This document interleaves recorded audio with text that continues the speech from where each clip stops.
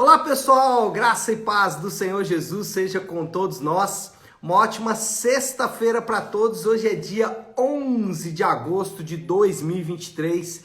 Seja muito bem-vindo ao nosso Imersão Bíblica. Imersão Bíblica é um devocional diário de estudo das Escrituras Sagradas. E nesta sexta-feira, último dia aí da nossa semana de devocionais, a gente vai de Gênesis capítulo de número 5. E eu quero já ler o texto aqui que eu separei, que é Gênesis 5, a partir do verso 1. Aliás, Gênesis 5, 1 e 2, exatamente os dois primeiros versículos aí do capítulo 5. Então vamos ler Gênesis capítulo 5, versículo 1 e 2, diz assim: Este é o registro da descendência de Adão. Quando Deus criou o homem, à semelhança de Deus o fez. Homem e mulher os criou. Quando foram criados, ele os abençoou e os chamou homem. Então, esse texto aí é bem característico, mas ele está dentro de um contexto. Aonde que esse texto ele está inserido? Deus, ele narra, né? Depois, aliás, Deus narra, Deus narra e Moisés escreve. Não sei se seria bem essa dinâmica, mas é para dizer que nós temos envolvidos o autor humano e o autor divino. Deus está presente, inspirando, mas Moisés é o que escreve realmente o relato do Gênesis. Mas enfim, a Gênesis relata a queda, Gênesis 3, depois Gênesis 4, a gente tem a repercussão da queda nos descendentes de Caim, que ontem nós falamos, eles pecaram, e agora o autor bíblico, ele contrasta duas descendências. A descendência de Caim lá no Gênesis 4 e agora a descendência de Sete, que é um outro filho de Adão e Eva, gerado após Caim e Abel, e que não teve, ou pelo menos não participou, ou talvez ainda não tinha nascido ali no período do primeiro assassinato, que foi o que a gente viu ontem. Mas qual é o ponto? A Bíblia vai contrastar duas descendências. Gênesis 4, a descendência de Caim, Gênesis 5, a descendência de Sete. E algumas coisas a gente pode já perceber aqui. Esse capítulo começa demonstrando a dignidade e a beleza da criação do homem, ressaltando o plano de Deus. Deus, ele estabelece o seu próprio plano quando ele cria homem e mulher. Ele cria homem e mulher com um propósito. Ele cria homem e mulher com um destino. Nós somos criados, todas as coisas são criadas com um propósito. E o homem também é criado com um propósito. E o homem e mulher são criados com um propósito. O sexo masculino e feminino é criado com um propósito. Não é criado sem propósito. Isso nos ensina, já de imediato, que o homem ele não é fluido, que o homem ele não é construído a partir das suas experiências sociais. A sociologia e muitos autores levaram a construção social a um nível tão elevado que eles chegam a dizer que o sexo, a sexualidade, ela é construída a partir do social. Então eles vão dizer o seguinte, que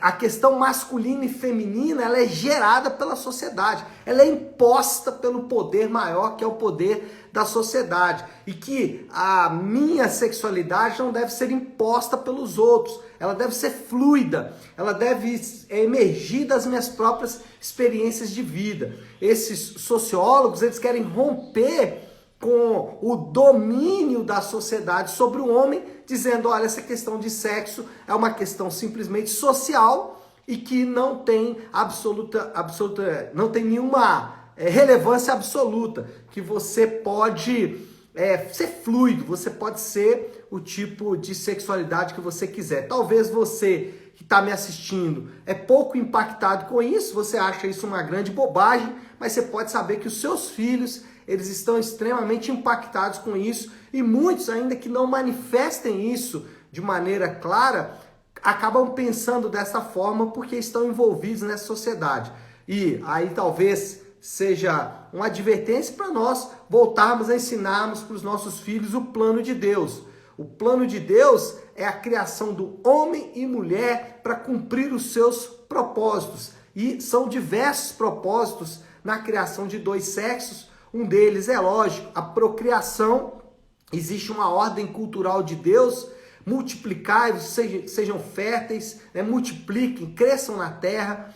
Essa é uma ordem de Deus, e esse também é um assunto que está em voga, né? Quando se trabalha meu corpo, minhas regras, a ideia de que não vou destruir meu corpo com filho, ou a ideia, né? Isso já impacta a nossa geração, que é o seguinte: filho é muito caro, e a gente acabou tornando a criação dos filhos muito cara realmente, e isso de alguma forma constrói na mentalidade humana de que ter filhos é muito difícil, o filho pode nascer doente, uma série de coisas, e isso acaba rompendo com a ordem criacional de Deus. O ponto é que, para Deus, ou para as Escrituras, a dignidade não está em ser o que se quer ser, mas em ser o que Deus criou. E Deus criou o homem à semelhança de Deus. Então, o nosso discurso de dignidade humana não está ligado em falar: olha, você pode ser o que você quiser, e isso é um direito universal seu, e você deve viver da maneira como você quiser, porque isso garante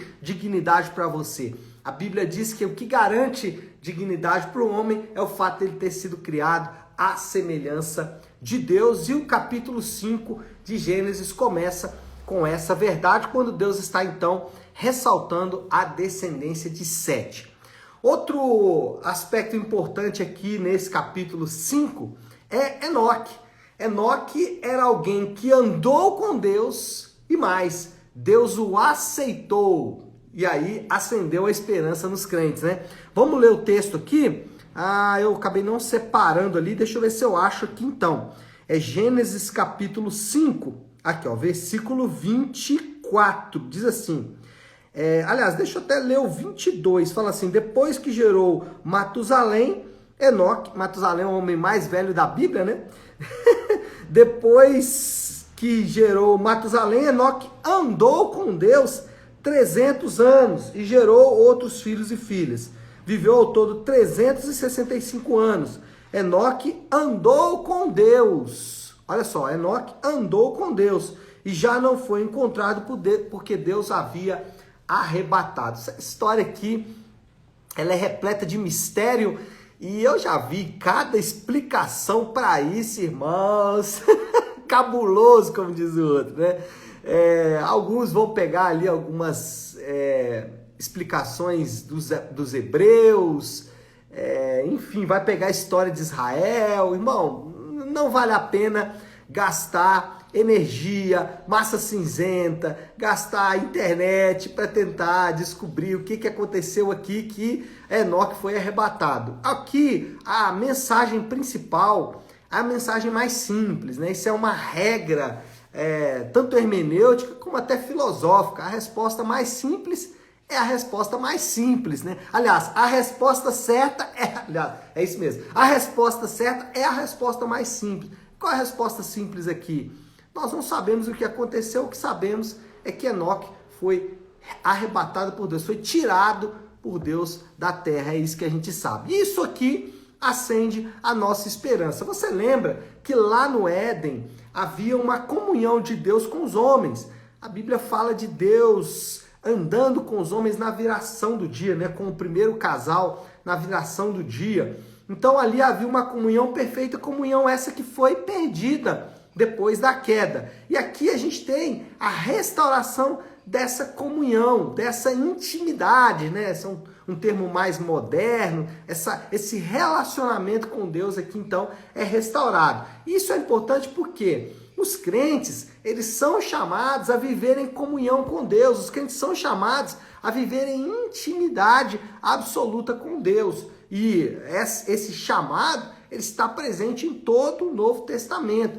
Quando a Bíblia diz que nós fomos chamados, eleitos, predestinados, justificados para sermos a imagem do Filho de Deus, isso é um chamado à comunhão, um chamado à intimidade. E quando a gente fala de comunhão, o que isso significa, né? O que é ter comunhão com Deus? Ou intimidade com Deus? Ou um relacionamento pessoal com Deus? O que é isso? Comunhão envolve, primeiro, conhecer a Deus por meio da palavra. Então, a comunhão com Deus envolve você conhecê-lo, e conhecê-lo através das Escrituras. Então, é importante você estudar muitas Escrituras. Esses dias alguém falou comigo assim, eu estava compartilhando que eu estava lendo alguma coisa nas Escrituras, e aí ele disse, pastor, mas você como pastor, você precisa conhecer a Bíblia. Não, irmão, o crente precisa conhecer a Bíblia, sabe por quê?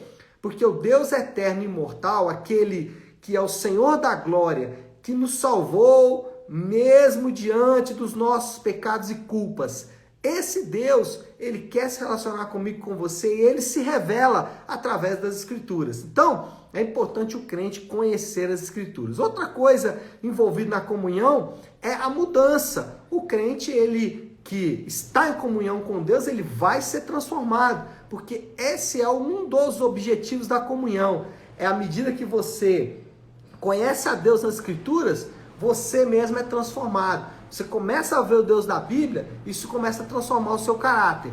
Então, um crente verdadeiro é alguém que tem mudança de vida, que deixa práticas de pecado para trás por meio do arrependimento. E por último, é servir ao povo de Deus. Então, servimos a Deus servindo o seu povo. Isso é ter comunhão com Deus. Como eu sirvo a Deus? Eu sirvo a Deus de maneira hipotética ou fechado dentro do meu quarto, ali no meu secreto? Não. A gente serve a Deus, ou os crentes são chamados a servir a Deus, quando servimos a nossa comunidade da fé. Servimos também a nossa família, é claro, mas não existe uma disputa entre ou sirvo a minha família ou sirvo a igreja. A Bíblia nos chama para servir a nossa família e servir os irmãos da igreja local também, o povo de Deus, a nossa tribo, o nosso povo, a nossa família da fé. Né? Então, o nome que você vai dar, ele não tem tanta relevância quanto o fato. Então, os crentes são chamados para essa comunhão do Enoque. Eu não se preocupe muito como o Enoque foi arrebatado, mas o fato de que ele andava com Deus, tinha comunhão com Deus.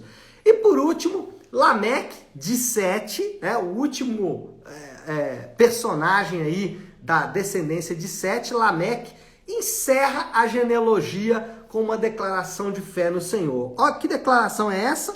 Versículo 29. Deixa eu ler o 28. Aos 182 anos, Lameque gerou um filho. Deu-lhe o nome de Noé e disse, olha a declaração desse homem, ele nos aliviará do nosso trabalho e do sofrimento de nossas mãos causados pela terra que o Senhor amaldiçoou. Ele faz uma declaração de fé, mas aqui a gente vai se lembrar que Lameque está reacendendo aquela velha esperança, a esperança do descendente. Lembra? O descendente da mulher, lá em Gênesis 3,15, que Deus disse para a mulher, o teu descendente ferirá a cabeça da serpente. Então, existia uma esperança em todo o tempo, e aqui em Gênesis 5, essa esperança é reacendida. Olha, será que Noé é o descendente, aquele que vai, de fato e finalmente, reverter o poder do pecado? Sabemos que não era Noé. Noé não foi esse homem é Jesus. Se arrancássemos esse texto daqui, o levássemos para o Novo Testamento, levássemos para alguém que viu Jesus andando, então imagina ali alguém que viu andando e diz assim, ele nos aliviará de nosso trabalho e do sofrimento de nossas mãos causado pela terra que o Senhor amaldiçoou. Se essa expressão fosse dita olhando para Jesus, a gente ia falar, uau! É isso mesmo, né? Ele veio fazer isso. Só que é uma expressão aqui que Lameque disse para Noé. Mas a esperança está presente aí, a esperança do Redentor, né? A confiança do Redentor. E quando a gente fala em confiança, em declaração de fé, isso foi uma declaração de fé, né? Quando a gente fala em confiança, em declaração de fé, é importante só lembrar que confiança em Deus, ela exclui a confiança em outras coisas. E quando a gente fala isso, pode parecer trivial, mas isso é extremamente importante. Nós temos uma tendência natural em confiar em coisas, sejam elas das mais diversas. Dinheiro, sexo, pornografia, igreja, políticos. Estou tentando lembrar aqui as coisas que normalmente as pessoas acomodam a sua confiança. Somos chamados a esse tipo de confiança. Ele é aquele que vai nos livrar dos nossos trabalhos e dos nossos sofrimentos. Essa é a confiança que temos. Para isso, vamos ter que abandonar todas as outras confianças. Meu Deus, falei para danar já, né? Vamos lá. Moral da história. A descendência de Sete preserva o plano soberano de Deus e conforta os crentes em sua peregrinação na terra. Quando olhamos para a descendência de Sete, reacende a nossa esperança durante a nossa peregrinação na terra. Olhamos para o que Deus fez ali e confiamos que Deus continua fazendo o mesmo, preservando a descendência de Sete, preservando aqueles que, pela sua graça e misericórdia, Ele chama para uma comunhão. Bom, desafio do Léo aí para essa sexta, como podemos aplicar tudo isso que aprendemos nessa manhã? Enoque e Lameque nos lembram de duas realidades. Existe uma vida com Deus e essa vida inclui comunhão e confiança. Então, você que está me assistindo aí nesse devocional nessa manhã, você que ainda não deposita toda a sua confiança em Cristo, e depositar a sua confiança em Cristo não é apenas dizer que deposita, você tem que dar frutos disso. E os frutos são diversos, mas inclui, por exemplo, a comunhão com a sua igreja local. Inclui, está previsto aqueles que estão em comunhão com Deus, estão em comunhão com o povo de Deus. Então, você precisa resolver isso. Você que está me assistindo aí, precisa resolver essa questão. Isso é o que a gente chama dentro do meio evangélico de conversão. Você precisa deixar para trás as desculpas, os enganos que você está fazendo com você mesmo. Você está enganando você mesmo. Ouça a voz do Senhor te chamando hoje, assim como Ele chamou Enoque, assim como Ele chamou os descendentes de Sete, para uma comunhão, para um relacionamento com Ele. Então pare de adiar essa decisão. Essa decisão precisa ser tomada urgentemente. Então, final de semana está aí, procure uma igreja bíblica próxima da sua casa, converse lá com o presbítero, com o pastor dessa igreja e resolva essa situação urgentemente. E você que já anda com Deus, já tem comunhão com Deus, como essa palavra se aplica? Reacende a sua esperança nessa manhã, meu irmão. Deixa esta palavra aquecer o seu coração com a verdade de que Deus ele quer um relacionamento com o seu povo, de que Deus ele quer confiança plena nele, porque Ele é o único que pode produzir dignidade para o homem. Deixe de procurar em outras coisas, em discursos, em ideologias. Procure no Senhor o Rei da Glória. Coloque no Rei da Glória toda a sua confiança. Esse é talvez o grande segredo de crentes que vivem uma vida de paz. Eles confiam plenamente no Senhor, ou como Lameque declarou aqui, né? Ele nos aliviará de nosso trabalho e do nosso sofrimento. Essa é uma declaração de fé poderosíssima. E com ela, nós encerramos aí o nosso devocional de hoje orando, né? Vamos fazer isso? Se você puder, pare um instante o que está fazendo e vamos juntos buscar a Deus em oração. Pai nosso que estás nos céus, santificado seja o teu nome. Venha o teu reino, seja feita a tua vontade, assim na terra como no céu. Dá-nos hoje o nosso pão de cada dia. Perdoa as nossas dívidas, assim como perdoamos aos nossos devedores. E não nos deixes cair em tentação, mas livra-nos do mal, porque teu é o reino, o poder e a glória para sempre. Amém. Eu esqueci de dizer, né, que eu encerro sempre o devocional com a oração que o Senhor nos ensinou com o coração do Pai Nosso. Então é isso, pessoal. Nós vamos ficando por aqui. Que Deus te abençoe. Uma excelente sexta-feira para todos. Fiquem com Deus.